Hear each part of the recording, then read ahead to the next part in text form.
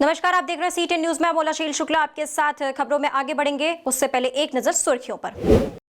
लखनऊ की जेलों में तैनात 1736 होमगार्ड के जवान हटाए गए। कलेक्ट्रेट सहित पुलिस विभाग में होगी सबकी तैनाती। केजीएमयू के 12 विभागों में लापरवाही नहीं पाए गए मानकों पर खरे। आवास विकास के 3 रिटायर्ड कर्मियों पर सख्त कार्रवाई, जांच में पाए गए दोषी। अगले हफ्ते होगा जयंत चौधरी का वेस्ट यूपी दौरा, किसान जागृति दिवस में लेंगे भाग। अब बढ़ते हैं खबरों में आगे। खबर यूपी की राजधानी लखनऊ से बताते हैं, जहां खेलों की सुरक्षा में लगे 1736 होमगार्ड के जवान हटा दिए गए हैं। सभी जवान पिछले 11 सालों से प्रदेश के अलग अलग जेलों में अपनी सेवाएं दे रहे थे। अभी हाल ही में हुई भर्तियों से आए कर्मियों को जिले भर की जेलों में तैनात किया जाएगा। तो वहीं मुख्यमंत्री के निर्देश पर होमगार्ड विभाग इसकी तैनाती अब कलेक्ट्रेट तहसील, पुलिस तहसील समेत अन्य विभागों में करेंगे। यह कार्रवाई अपर मुख्य सचिव अवनीश कुमार अवस्थी के निर्देश पर किया गया है।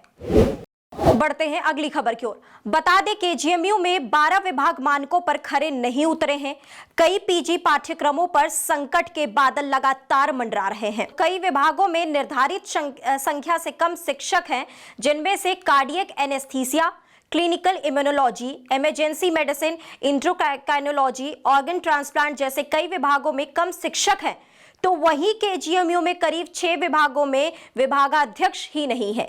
Nephrology, endocrinology and sports medicine में भी विभागाध्यक्ष नहीं है। वहीं दूसरे विभाग के शिक्षक विभागाध्यक्ष का कार्यभार संभाल रहे हैं।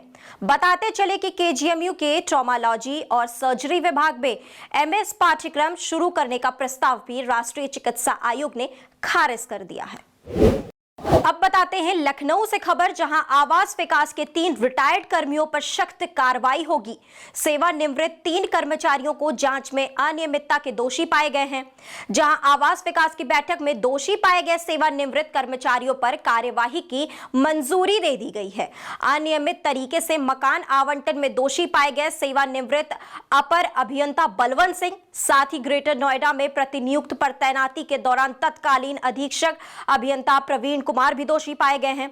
तो साथ ही सेवानिवृत्त अपर अभियंता तेजवीर सिंह कानपुर के हंसपुरम योजना में दोषी पाए गए हैं, जिसके पेंशन में 5 साल तक 5% तक की कटौती की जाएगी।